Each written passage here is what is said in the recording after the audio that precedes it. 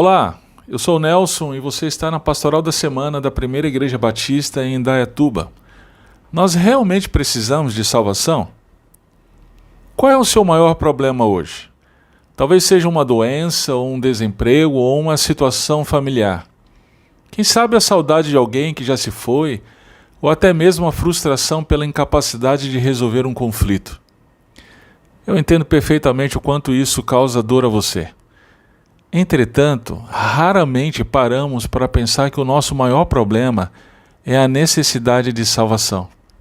Isso é o que precisamos urgentemente e desesperadamente. Sim, salvação.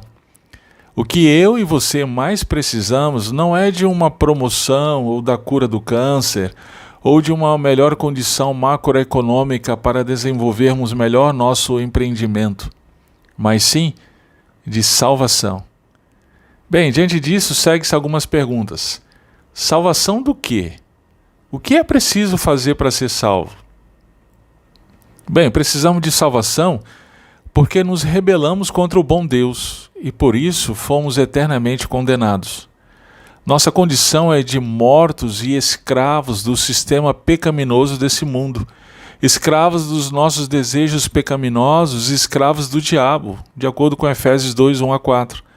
E para piorar, somos de tal maneira cegos que não conseguimos enxergar essa realidade, 2 Coríntios 4:4. Por rejeitarmos o bom Deus, estamos debaixo da sua ira, Romanos 1:18 e seguintes. É exatamente por isso que precisamos de salvação. Em face disso, surge a segunda pergunta. O que é preciso fazer para ser salvo?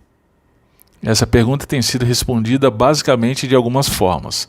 Veja só, a primeira forma de responder a essa pergunta é a que tem sido oferecida pela maneira de pensar do nosso tempo, que é caracterizada pela modernidade líquida. Entre aspas, não existe pecado, não somos pecadores, e então não precisamos ser salvos, alguns dizem. Entretanto, não adianta ser negacionista em relação à realidade do pecado. Assim como não adianta para um paciente diagnosticado com câncer negar que está com câncer. Isso não resolve o problema. A doença está lá e vai matá-lo se não forem tomadas as medidas necessárias. A segunda forma de responder à pergunta é: seja o melhor que conseguir.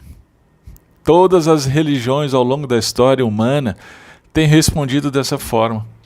O judaísmo nos tempos do Novo Testamento respondia dessa forma. O entendimento católico romano desde a Idade Média continua sendo que, embora Deus conceda sua graça, cabe a cada um tomar posse dela, esforçar-se para melhorar essa graça e merecê-la cada vez mais. E esse entendimento se manifestou de forma mais escandalosa na venda das indulgências, de acordo com o Bula Unigenitus do Papa Clemente VI, de 1343 d.C.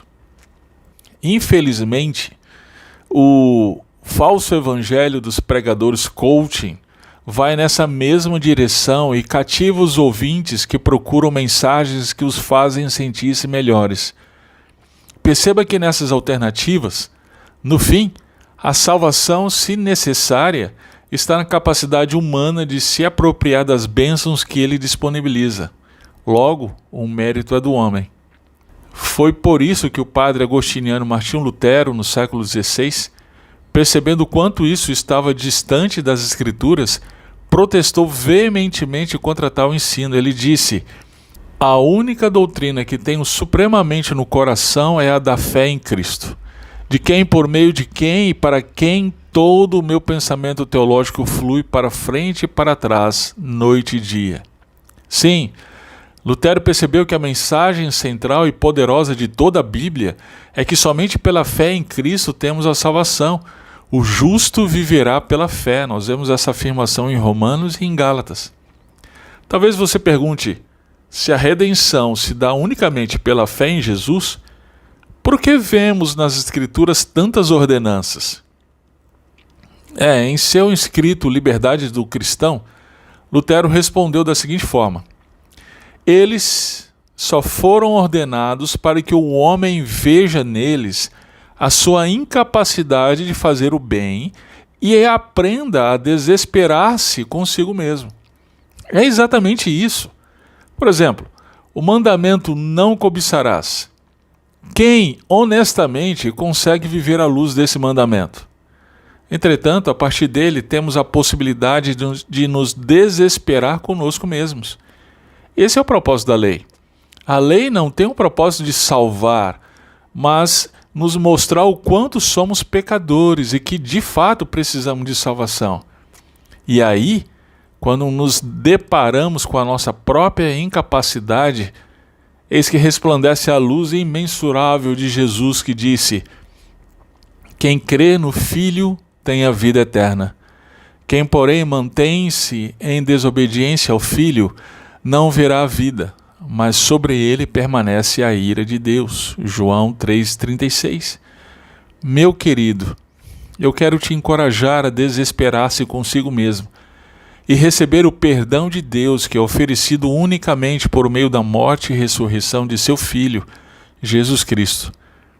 Se você está disposto a fazer isso, manifeste isso em palavras agora através de uma oração e, em seguida, procure uma igreja realmente bíblica para ter mais orientações.